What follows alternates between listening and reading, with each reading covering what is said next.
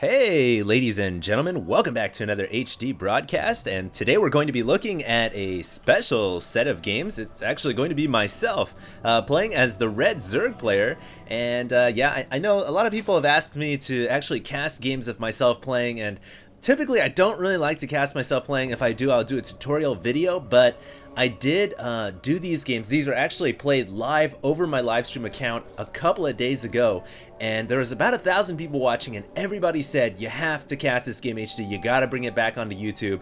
And I don't know, I'm not gonna argue against 1,000 people, so I decided I'm gonna go ahead and recast this game. It is myself playing as a Red Zerg once again, and my opponent is my good friend Dopa, who has spawned as the Teal Protoss player. So, by the way, if you guys ever want to tune into my live stream events, which I do live stream events, and I also do other small events as well where people can actually spectate or even play against me. If you guys want to tune in for this or get notifications, make sure to follow me on Facebook.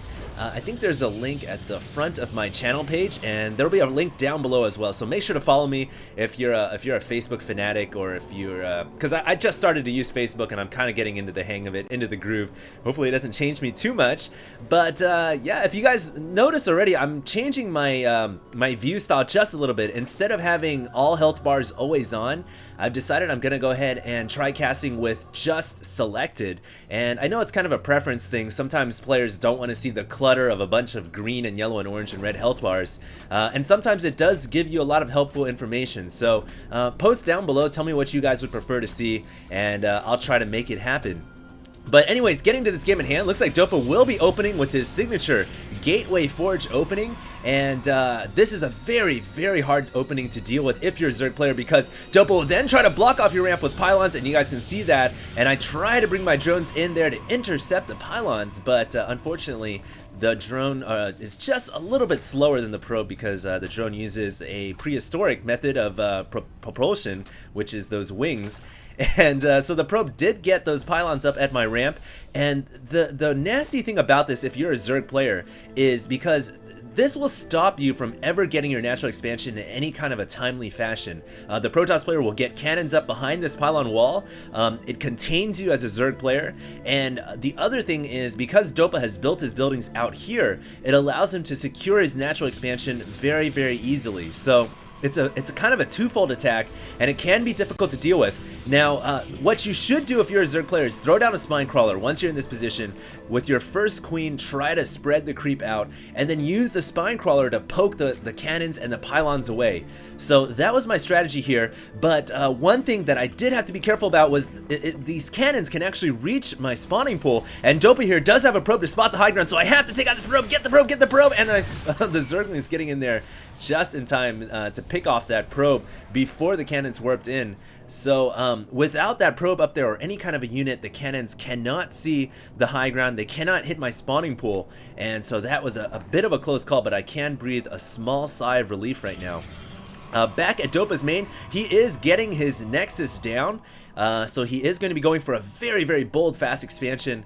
And the reason why he can do this is because he doesn't have to worry about any kind of a push out from me. And look at this, Dopa killing off his own pylon to bring his Zealot up to the high ground, and once again now has sight. And if you are in this position as a Zerg, you have to do whatever you possibly can to get rid of the Zealot. This becomes priority number one, because if you lose your spawning pool, that is pretty much going to be game. So you got to throw everything you can, including the kitchen sink, even bring drones off the line if you need to. Looks like there, Dopa pulling his Zealot just a little bit too close to my spine crawler, and with the help of my crawler, I was able to take that down. So the spawning pool stays alive in the red, and if that pool had went down, then I would pretty much have been GG'd at this point.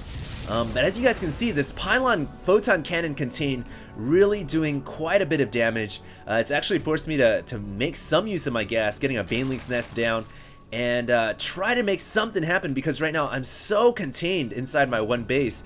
Until I can get the spine crawler in a good position, I'm pretty much stuck on one base, and Dopa's going to be able to macro pretty hard. He's at 24 harvesters, over 18, so you guys can see a huge economic difference thanks to this great opening from Dopa, and now he's starting to transfer those workers over.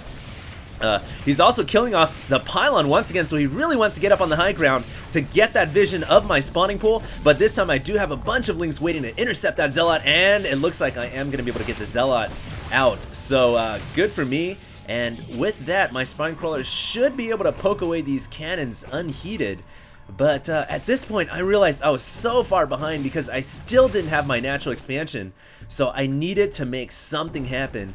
And this is where the game actually started to really get intense. If you guys watch this stream live and you guys remember this game, I'm sure you guys do remember some of the epic games that I do have against Dopa, and this is definitely one of the best. As you guys can see now, I have decided to go ahead and get a Nidus network instead of attacking the front door. Even though I'm going to poke away all these buildings, I'm going to try to hit Dopa where it hurts, right through the back door, where he least expected. And as you guys can see, Dopa here was expecting a frontal attack with all of my Zerglings because I was about to break through this pylon wall. So he was getting cannons up, he was getting more buildings, trying to pump out more units. But little did he realize that the Nidus network was on the way. It was about to pop up in the nether regions of the Protoss base, and I was actually scouting out and looking for a good spot to plant down my Nidus. I was planning originally to put it in the steam vents, but good placement from good pylon placement with from Dopa, and so I was forced to throw it out in the open. And the reason why you don't want your opponent to see this Nidus Storm is because they can pull probes off the line. They can kind of kill it before the worm pops out, but this isn't going to be the case this time, and you guys can see the Nidus Storm about to pop out. There it goes. And all the lings happily flooding into the Protoss main, and this right here, my attempt to get myself back in. You guys can see I'm really behind in that income. Good pull off from Dopa, pulling the probes off the line just in time and saving all those harvesters from dying to my banelings. But in turn, it looks like he will lose that Nexus. Oh man, the Zealots coming in here, but nothing these three Zealots can do. They are just in the pit of hell, and it looks like all those Zerglings are going to take it out along with the help of the banelings, and the Nexus will go down. So as you guys can see, with that Nidus worm, I was able to a little bit crawl myself back into this game. But in terms of the harvester count, you guys can see I'm still very much far behind. 34 harvesters under 18. And that's because Dopa played so well. He was able to pull his probes out of the way before my banelings could get in and do any harm. So really, Dopa didn't lose all that much. He lost the Nexus, yes, it really does hurt, and he lost all control of his main base. But the majority of his buildings still alive out here. His gateways, his forge, his cybernetics core, and his warp gate technologies just finished. So you really have to think, because right now Dopa, even though he's on one base, he has a lot more harvesters than I do. Thankfully, I do have a second expansion, so right now I am looking pretty good. And of course, I can attack